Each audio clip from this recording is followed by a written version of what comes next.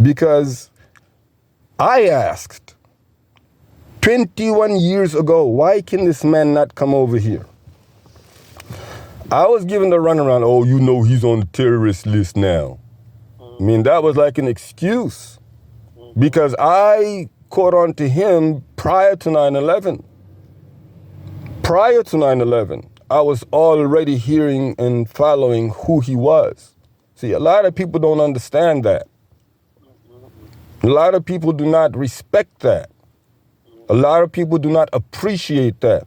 A lot of people do not care about that, but that is a fact. In fact, my brother-in-law, Dr. Bowers, before he even joined the Jamaat, back when he joined the Jamaat, he came to me and asked me what my leadership plans were and if he would, be okay to recommend yours truly as a leader. Yours truly said no way. Yours truly said, he considered the corporate situation, he's working in corporate at the time. So the time back. But when he did propose, MG, I said to him, look, I said, the man cannot come over here. If something happened here, how would we stand? Okay, why can't he even come over here? This is 21 years ago. I speak to Babar Zabu, and he doesn't know. He claims that he was, locked up or whatever. He wasn't that close to, the circle or the ranks. So he really did not know. And I even, went over it again with him recently. And when I sat him down and brought that up to him, when I sat him down and brought that up to him, he admits that was 10 years ago. I asked this man, do you know that your sheikh could not read the Holy Quran? Do you know he did not know how to read Quran? Period. What was the response? Do you know that he told me, well, first, there was a double circle because, when you get into these questions with people, who are involved in these cults, you got to know what type of mindset you're listening to, what type of mindset you're dealing with. How crazy they really are. No, you have to know really how far out there. You probably don't want to go that far out yourself. No, I'm just saying, and talking to him, like if I'm talking to a person who's really far out, I mean, that's something that you're going to have to make a decision while the conversation is going on, and that's, but wait, but let me tell you what you want to know the response, right? Uh-huh. Okay, thank you very much. The first response I got was, what do you mean he cannot read? I'm a hafiz, I should know. No, wait. Hold on a minute. I said to him, just the basics. There was no tajweed. He did not even have proper makhraj. That's tajweed. He said, well, I know he couldn't read as you or Babar, but I didn't know he couldn't read. But besides that, what of his, his tafsir, he was, do you think that was, mistaken? What was wrong with what he was saying from his tafsir?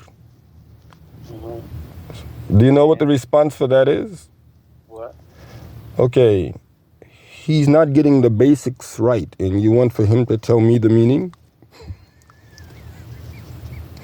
You said he wasn't getting the basics right. Do you hear that? He was not getting the basics right. He could not recite Holy Quran.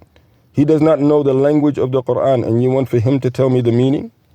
I said it's like you telling him to give me an explanation in English, and he doesn't understand English. A person who cannot speak English, and you're telling them to give you an explanation in English. How is that even possible? Wow. I said to him, tajweed is to recite the Quran in the language that it was revealed, not in some other language, not in Pakistani, not in Russian, not in Chinese, not in Japanese, not in English, not in Spanish, not in Portuguese. How in the world would I expect for him to give me accurate meaning of it? Like, are you all listening to yourselves? Now, let me give you the second response. He tried to come back later on. He tried to come back later on. He said, well, you know, Khalifa Yahya, 40 years ago, because Khalifa Yahya been gone. He died how long ago? Yeah, a while back, yeah. And of course, and didn't they shun him? Like, didn't they disgrace him after he died and whatever? Well, was he not the one? I'm not sure. I remember there's one of them, you know, they claimed that he had done all this wrong stuff, and then I even think that they even dug up his... That's Khalifa Jamil. Okay. Wheelchair and lived in the double wide. Right. Okay, so different one. Okay. He said, well, I never heard Khalifa Yahya, rahmatullahi alayhi, I never heard him say that he couldn't read Holy Quran. So I said to him, I mean, I wanted to say, are you really serious? What's your question? I wanted to ask him, I mean, are you seriously asking me that? Like, you entrusted me with Quranic education for your own children. Right. And this is at least 10 years ago. Right. This is even more than 10 years ago. You entrusted me to teach. Hold on a minute. You entrusted me to teach. But now you want me, who taught your children, to go 40 years back and evaluate whether someone who is dead gave you authorization to say that he was right or he was wrong. They're both dead. They're both dead. And both of them wasn't Hafiz. And this one, I have him on video. See, people don't want to accept the fact that what he is being nailed for right now is his own sayings, his own doings. So that's like, a lot of them are really living in the past. A lot of people who are in cults, like they got out of some trouble. They thought that the cult got them out of trouble and it's them for life. Yeah. That type of deal. You have to understand the mindset. Yeah. But do you understand? Like, are you serious? Like, subhanAllah, like, really? I mean, you know that I actually Allah has given me the Quran. You know that. And I'm telling you now, as we are on this earth, this man, I have evaluated him. You know that he does not even read as good as your own son that I taught. You know that. You admitted that. So how can you now question? Your leader. Yeah. What in the world? I mean, you know, like, are you serious? Yes, he is. No, he can't be. Yeah, he's serious. Well, on a different day? A different day? Different day? On a different day? He can't be serious today. I ain't going for that today. Well, he said it. He mean it. Well, listen. But wait a second. Does that make sense though? But does it make listen. I want to ask you a question. I want to ask you a question. That means he must believe. Does it make sense? Does it make sense? Do you think it makes sense? No, it don't make no sense. Okay, that's the point. I mean, anybody who listens and understands that knows that doesn't make any sense. Everything you're claiming him to be, he is not able, I mean, his entire life coming to America has not given him any credit to what you accredited to him. You've accredited to this man something in which he has no right to. And he's encouraged you in doing that. If you continue on this path... Like Mubarak said, you know, with the right, Mubarak on the show, he said, tell me one thing this man did for y'all, sacrifice. What's that? Sacrifice. Now, I say sacrifice. I'll tell you one thing. No, I'll tell you one. No, I'll tell you. No. One thing. Hold up. Let me finish my thought. Okay. You know, like how your mom sacrificed for you. So you can say, look, I gave up my job and stay home for you kids, and I did this and that, and for you kids and all that. I sacrificed all this for. Okay, yeah. That's what I'm talking about. Giving up something, suffering for someone else. Sacrifice.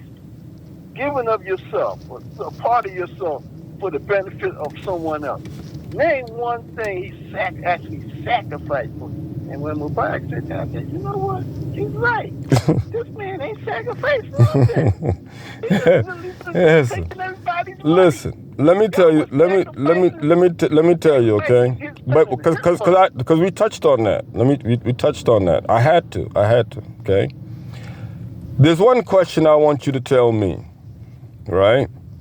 What was his mission for coming? Why did he come to America? Right. The one who's really high on the Kool-Aid, I mean, they'll give you a whole paragraph. They'll give you a whole paragraph of nothing but great things as to why he came to America. Into your book. Okay? You know where I'm getting at though, right? They'll give you a lot of tongue.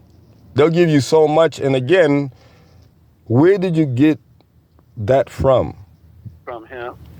And did he prove that to you? Is that over 40 years, 2 generations? Is that what your Jamaat now is? I mean, can you really consider your Jamaat to have that type of stamina now? Right? Mm-hmm. What you do not understand is that one mission that he had, that he actually executed it to the letter. And you know what that was, right? The letter that Jafar wrote? There is one correct thing in the mission of Mubarak Jilani that happened. There's only one correct thing that he did in his entire mission. From what we can tell, from what it appears, from what the facts have, the only mission he had was to break up the Darul Islam movement. Okay. And that's the only thing that really happened out of all of this. Yeah, that's true. There goes your one thing, buddies. I mean, whoever thought that Darul Islam was, on its way out or just wanted to get rid of it, they managed to be with him. And he took over the people, he took over their hearts. He really did. He gave them those dhikrs. Well, actually what happened is when they split, Yahya Abdul Kareem had a group. He wanted to go. He actually handed us over to the sheikh. This is my sheikh. This is my leader, right? You know what I mean? This is who I follow, right? So if you follow me, you will follow him, all right? That's what Sheikh Yahya did. Half of the brothers said, heck no, I'm not following him. They're going guy from Pakistan. Who is he? We don't know anything about this man. He's not going to just follow somebody that we don't know. Just got off the boat. And so half of them split.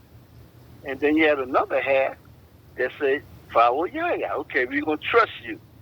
You know what I mean? Nobody voted for this man to be their leader. No one voted for him to be their leader. He was handed over. Leadership was handed to him. Well, let me explain something. Maybe a lot of people do not understand when and where it took place. That is true, what you're saying.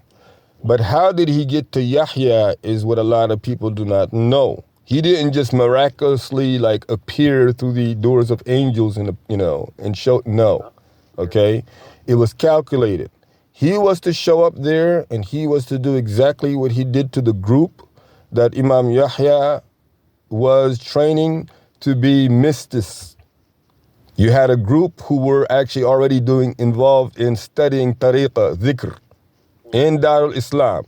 It's not like it was oblivious. We have testimony authenticating that claim. And so when he actually came, he took over that particular group. Imam Yahya was there at the time. And so that's how he got him to turn it over, but it was calculated. He knew where he was going. He knew where he was to see. There were already warning signs saying that this Pakistani Afghani man is in the country to break up Darul Islam movement. Imam Yahya did get notice and wind of that, but he discouraged it and he went on with him. That was his mistake. We're not paying for his mistake forever. It's already been 40 years. Right. You understand what I'm saying? People need to wake up and realize this is a Quranic revolution. It has been declared in 2021. It was due to the questions of authority among many others. The Quran has justified that this is what is the 100% truth of the matter. So if anybody is thinking that they're going to ignore the Quran, very well, You continue doing what you're doing. The day will come when Allah subhanahu wa ta'ala for sure will show you why you should not have done what you're doing today. Right. وصلى الله على محمد وعلى آله وصحبه وسلم. All right, brother, let me, inshallah, wrap it up. I have to get, so many other things going on, All right,